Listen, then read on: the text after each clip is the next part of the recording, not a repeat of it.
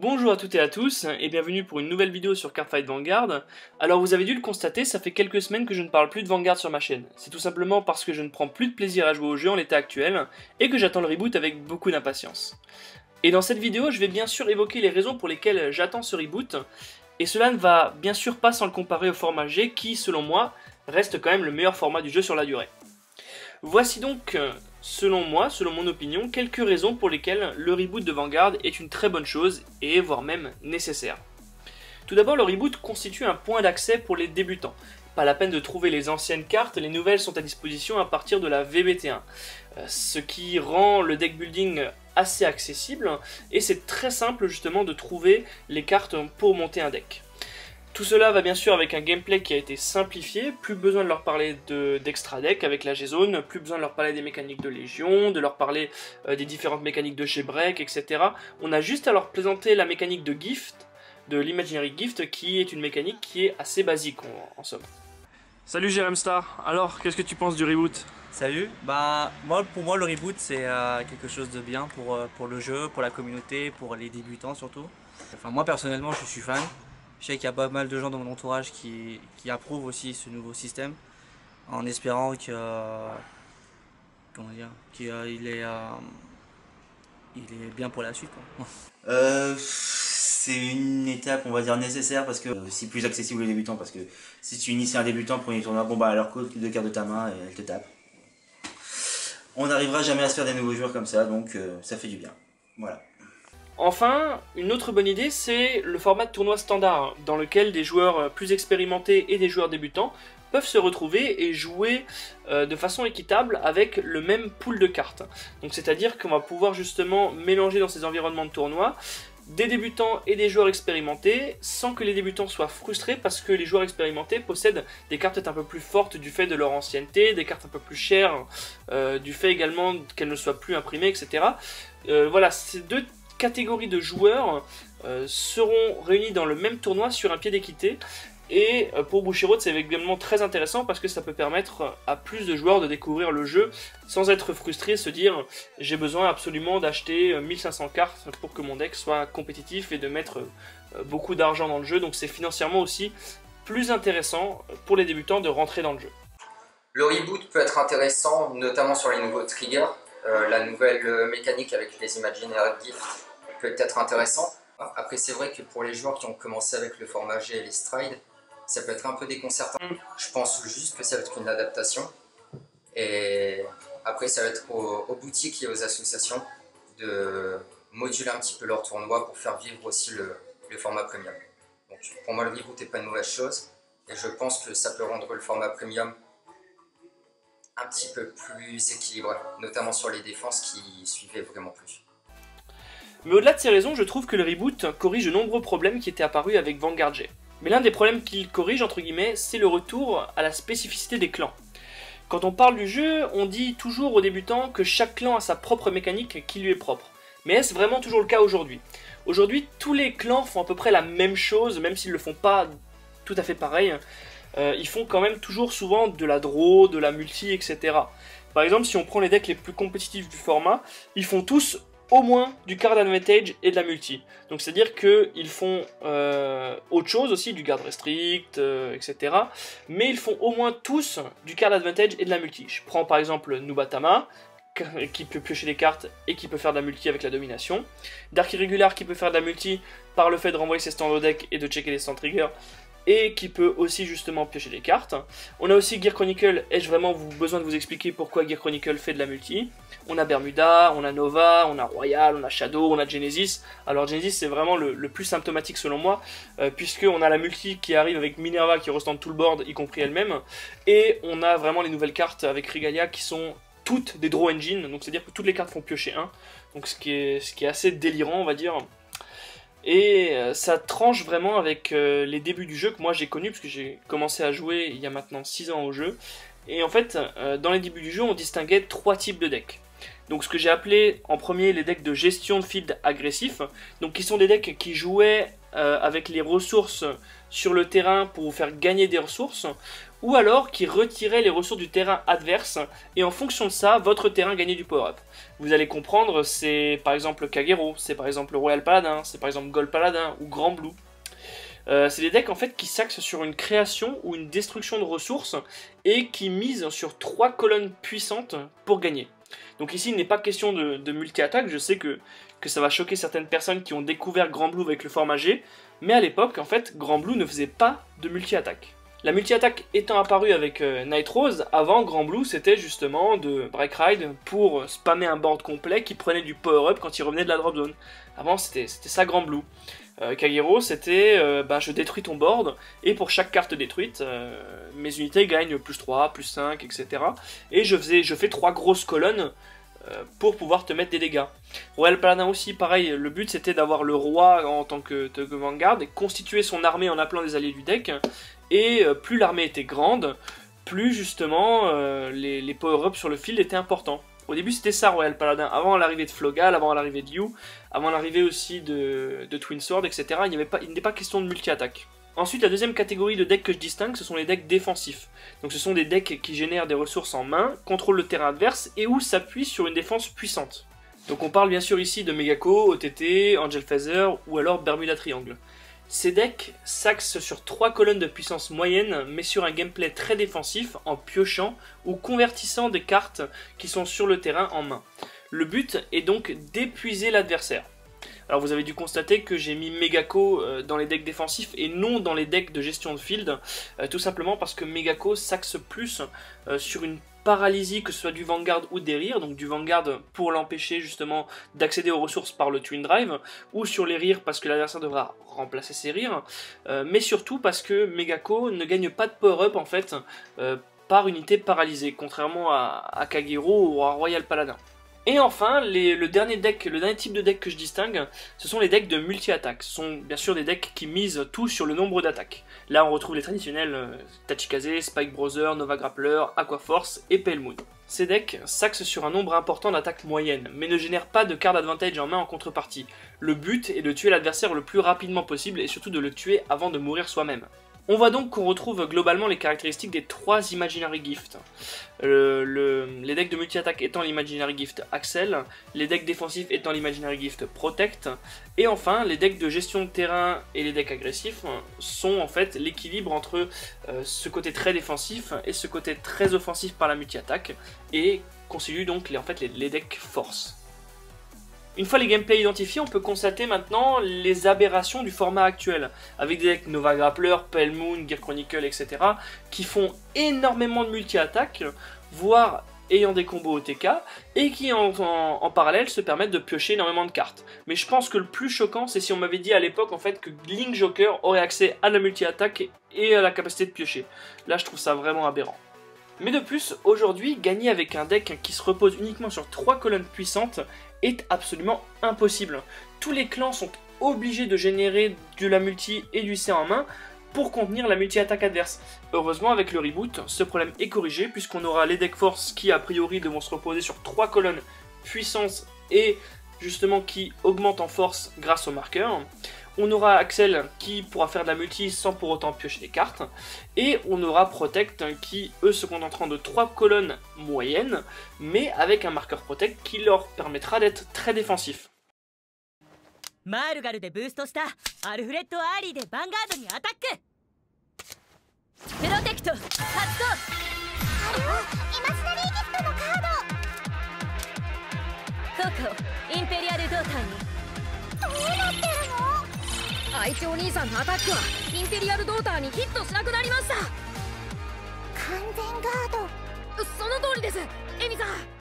Enfin, le troisième point qui constitue un problème selon moi, c'est la question de savoir est-ce que Vanguard est-il encore un jeu de ressources?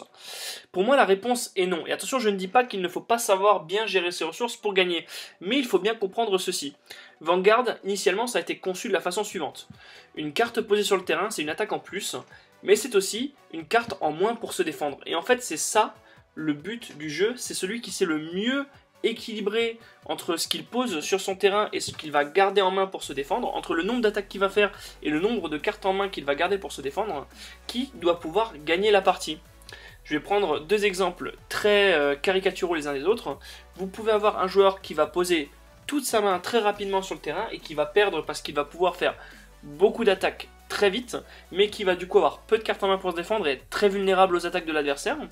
Et d'un autre côté, vous avez l'exemple adverse, où le joueur va garder beaucoup de cartes en main, mais à contrario, ne va faire qu'une seule attaque avec le Vanguard, et du coup, il va mettre moins en difficulté l'adversaire, puisque l'adversaire n'aura qu'une seule attaque à gérer. Et du coup, il va perdre la partie, parce qu'au final, ses défenses vont s'épuiser mathématiquement. Et c'est ça, Vanguard, c'est ça le jeu de gestion de ressources qui a été créé quand ils ont créé Vanguard. Et aujourd'hui, je trouve que ce n'est plus tellement vrai pour plusieurs raisons. Tout d'abord parce qu'on a de plus en plus de cartes qui trompent cette règle de une carte posée égale une carte en moins en main pour se défendre. Je pense bien sûr aux Critical qui sont sortis à partir de la GBT4, GBT5. Ce sont les crits qui vont dans la soul et qui vont se convertir en main après l'attaque du Vanguard. Donc ça déjà, c'est un tromperie à la règle. Et ensuite, on a une autre catégorie de cartes, ce sont les transit-like qu'on a de plus en plus dans tous les decks, dans tous les clans. Ce sont des cartes qui, à la fin du tour ou à la fin de la battle, vont aller dans la soul, vont se retirer, etc. pour se convertir en main. Du coup, on a de plus en plus de cartes qu'on peut poser sur le terrain et qui, au final, ne vont pas entraîner de perte de carte advantage en main.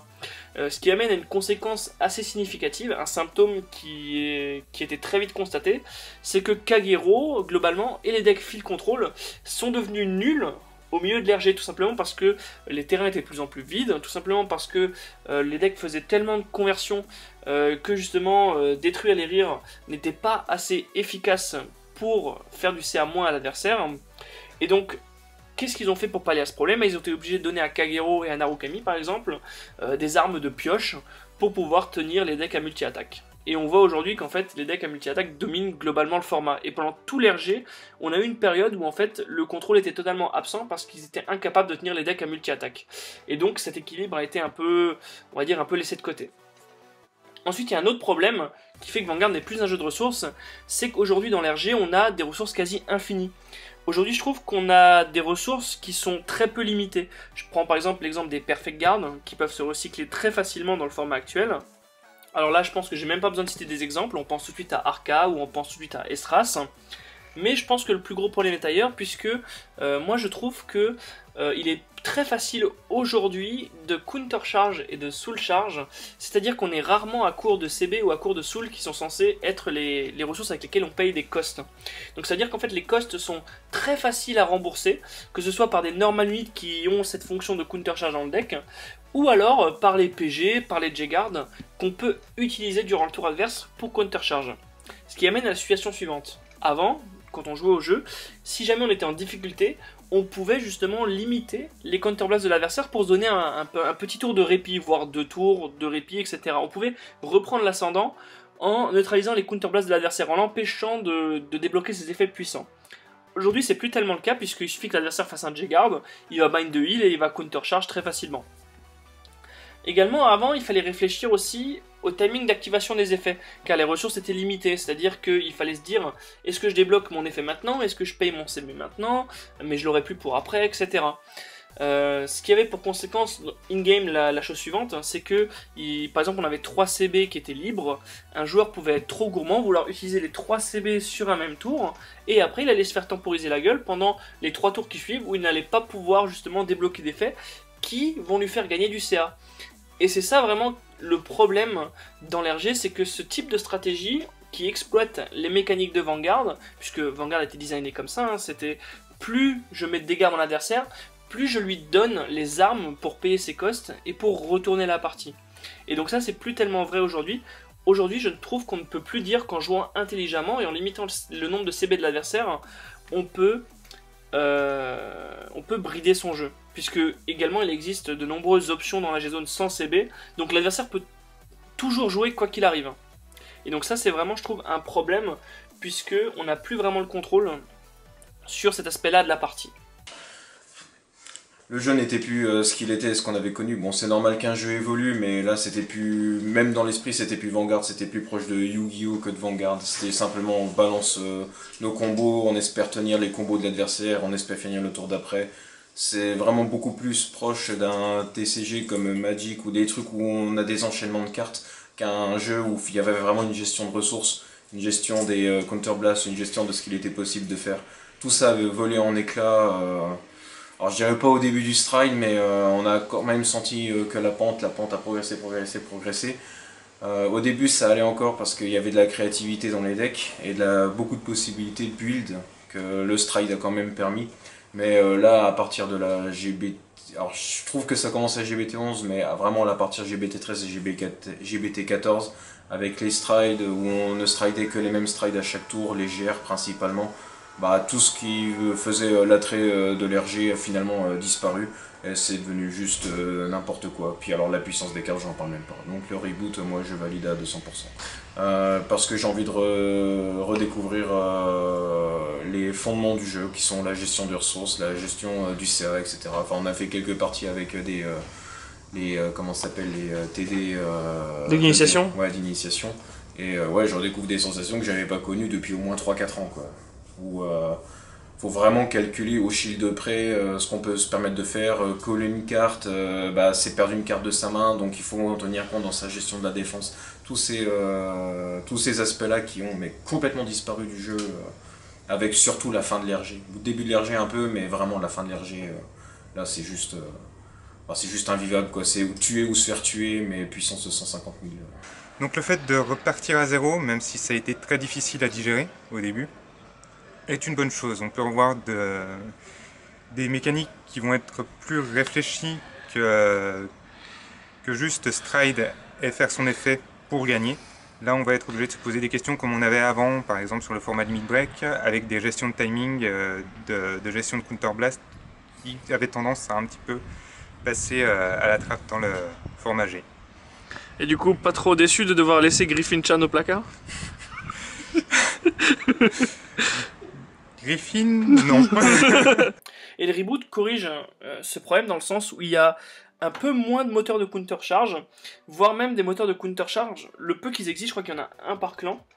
Enfin, la dernière chose qui me pose problème en fait avec le format G et qui est corrigé dans le reboot, c'est les triggers. Donc concernant les triggers, ce qu'il faut comprendre, c'est que les triggers, ils ont deux vocations. Ils ont l'aspect d'abord trigger, donc c'est-à-dire que lorsqu'ils sont révélés lors d'un drive check, ils peuvent dynamiser la partie, mais il y a aussi tout un aspect défensif. Donc un trigger, c'est une carte de grade 0 qui a un haut shield et une faible attaque. Donc c'est à dire qu'à l'époque, les triggers, c'était un véritable choix de jeu que de les poser sur le terrain. C'était poser un défenseur en attaquant quand la situation l'exigeait. C'était un vrai sacrifice de défense pour pouvoir gagner une attaque même faible. Aujourd'hui, tous les triggers possèdent des effets rearguard qui peuvent leur permettre soit de retourner au deck, soit de se convertir en main pour piocher des attaquants, soit de justement débloquer de la multi, etc. Donc il y a vraiment, les triggers aujourd'hui ne sont plus un gros handicap à poser sur le terrain, voire même c'est des fois eux qui font tourner le deck, ce qui est assez problématique, parce que dans les mécaniques de Vanguard tel qu'il a été game designé, vous aviez moyen de contrebalancer une sortie de trigger favorable ou défavorable de votre adversaire. Par exemple, si votre adversaire checkait 2 triggers pendant 2 tours de suite, c'est-à-dire qu'il avait checké 4 triggers, donc c'est-à-dire que dans sa main, il y avait plus de défense que d'attaque.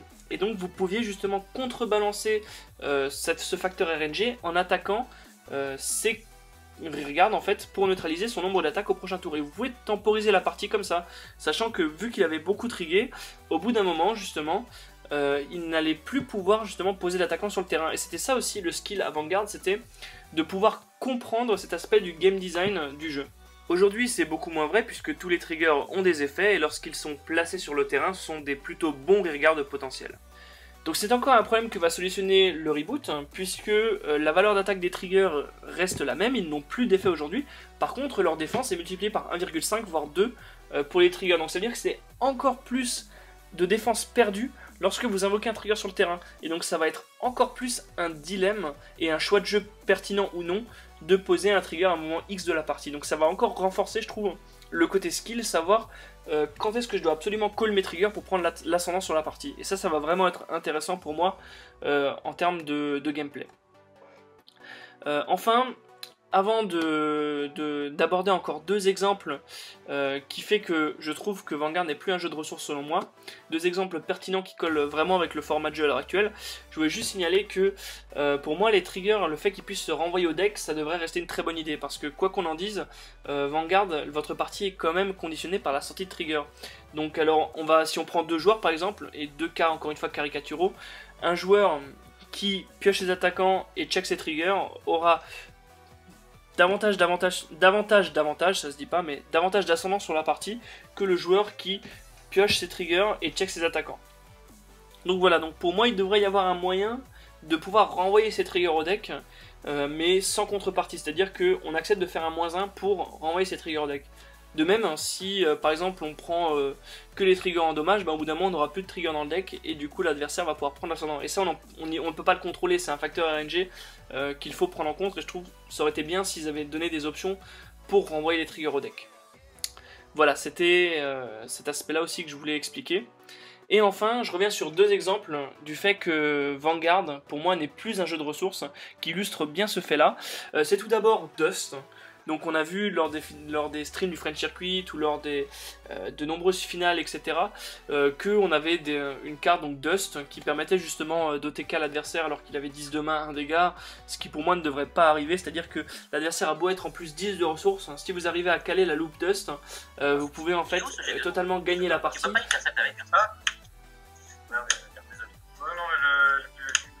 tu peux pas garder avec l'autre. C'est gradin. Oui, non, mais c'est vrai, on oublie que cette carte, c'est trop de choses.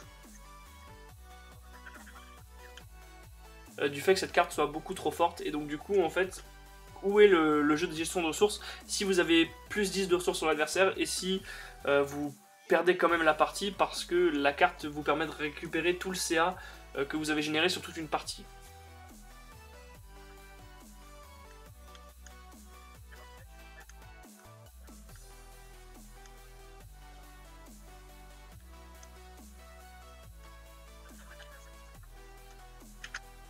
Enfin, le deuxième exemple qui me fait dire que Vanguard n'est plus un jeu de ressources, c'est tout simplement le deck Gear Chronicle à l'heure actuelle.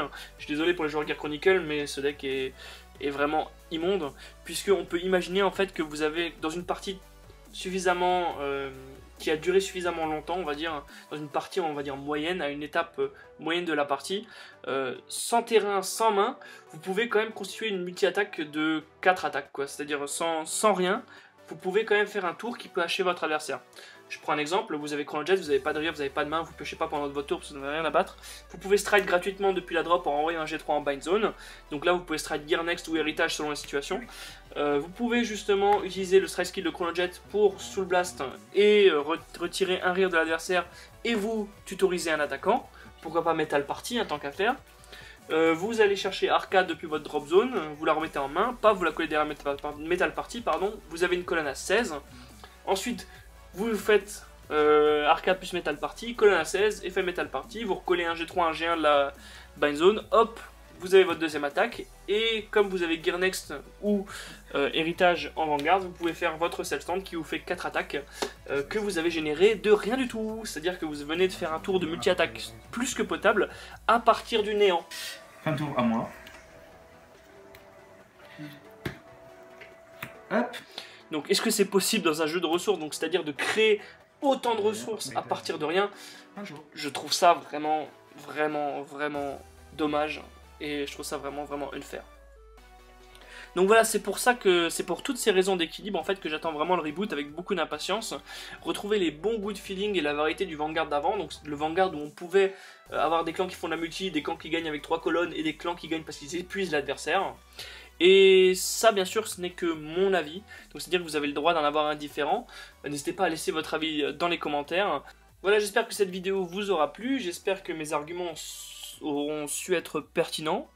Après, comme je dis, ce n'est que mon avis. N'hésitez pas à laisser le vôtre dans les commentaires et à laisser un petit pouce vers le haut si cette vidéo vous aura plu. Moi je vous dis à la prochaine pour une nouvelle vidéo sur Vanguard ou sur Dragonborn. Salut!